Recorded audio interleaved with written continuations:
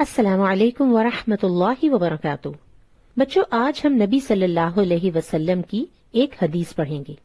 حضرت عبداللہ بن عمر رضی اللہ عنہما نبی صلی اللہ علیہ وسلم سے روایت کرتے ہیں، آپ صلی اللہ علیہ وسلم نے فرمایا، مسلمان وہ ہے جس کی زبان اور ہاتھ سے دوسرے مسلمان محفوظ رہیں، یعنی ان کو کسی کی زبان سے اور کسی کے ہاتھ سے کوئی تکلیف نہ پہنچے۔ اب ہمیں دیکھنا چاہیے کہ کیا ہمارے اندر یہ کوالٹی موجود ہے؟ کیا ہماری زبان اور ہمارے ہاتھ سے کسی کو تکلیف تو نہیں پہنچتی؟ بچوں، زبان سے تکلیف کیسے ہوتی ہے؟ جب کوئی کسی کو گالی دے، کسی پر لعنت بھیجے، کسی کی غیبت کرے، یعنی اس کی ایبسنس میں، اس کی غیر موجودگی میں اس کی برائی بیان کرے، اسے غیبت کہتے ہیں، یا کسی پر بہتان لگائے۔ بہتان کا مطلب ہوتا ہے کسی پر جھوٹا الزام لگانا، یعنی ایک غلط کام کسی نے نہیں کیا لیکن دوسرا شخص اس پر وہ الزام لگائے تو اسے بہتان کہتے ہیں۔ اسی طرح چغلی کرنا، یعنی کسی کے پاس جا کر شکایتیں لگائے، تو یہ وہ باتیں ہیں جن سے دوسروں کو اذیت ہوتی ہے۔ اسی طرح کسی کو برا کہنا، کسی کا مذاق اڑانا، کوئی ایسا نام رکھ دینا جو وہ ناپسند کرتا ہو اور اس کو بار بار کہتے چلے جانا، کسی کے رنگ کا، کسی کی شکل کا، کسی بھی چیز کا مذاق اڑانا، اس سے دوسروں کو اذیت ہوتی ہے، تکلیف پہنچتی ہے۔ اور ہاتھ سے تکلیف دینے کا کیا مطلب ہے؟ کہ انسان ہاتھ سے کسی کو مارے، اذیت دے، یا ہاتھ میں کوئی چھڑی یا کوئی اور چیز لے کر مارے، دھکا دے دے، کوئی شخص بیٹھ رہا ہو تو اس کے نیچے سے چیئر کھینچ لے، پیپر پر کسی کے بارے میں کوئی غلط چیز لکھے یا میسج ٹائپ کرے، کسی بھی طرح سے ہاتھوں کو استعمال کر کے کسی دوسرے کو انسان اذیت دے سکتا ہے۔ اور اس حدیث میں نبی صلی اللہ علیہ وسلم نے فرمایا کہ مسلمان وہ ہے جس کے ہاتھ اور زبان سے دوسرے مسلمان محفوظ نہیں۔ ہمارے جسم کے بہت سے اعضاء ہیں، یعنی آرگنز ہیں، جیسے آنکھیں ہیں، کان، ناک، پاؤں، لیکن سب سے زیادہ تکلیف انہی دو چیزوں سے پہنچتی ہے، ہاتھ سے اور زبان سے۔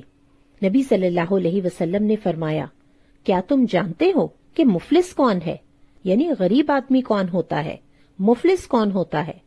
صحابہ رضی اللہ نے عرض کیا، ہم میں سے مفلس وہ آدمی ہے جس کے پاس درہم اور مال و اسباب نہ ہو، یعنی اس کے پاس پیسے نہ ہو، گھر کے استعمال کی چیزیں نہ ہو، کھانا پینا نہ ہو، اس کو غریب آدمی سمجھا جاتا ہے، یعنی مفلس سمجھا جاتا ہے۔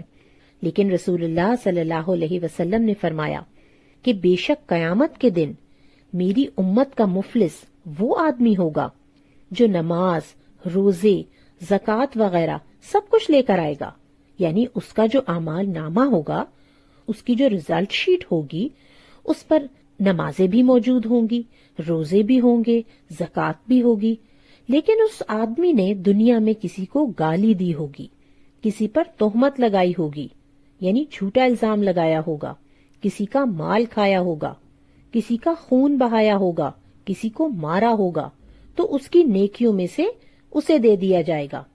یعنی جس انسان کا اس نے حق مارا ہوگا وہ قیامت کے دن آ کر اپنا حق ڈیمانڈ کرے گا کہ اس آدمی نے میرے ساتھ دنیا میں برا کیا، اب مجھے اس کا بدلہ دیا جائے۔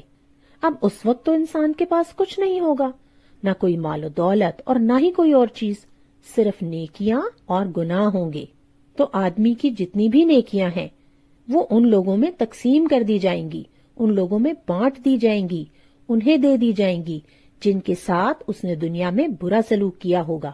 اور اگر اس کی ساری نیکیاں ہی ختم ہو گئیں اور سارے لوگوں میں بانٹ دی گئیں اور کچھ اور لوگ آ گئے کہ اس نے تو ہمیں بھی مارا تھا، اس نے تو ہمیں بھی گالی دی تھی، اس نے تو ہمارے ساتھ بھی بہت برا کیا تھا اور ہمارا مذاق اڑایا تھا، ہمیں اس کا بدلہ دیا جائے، تو پھر کیا ہوگا؟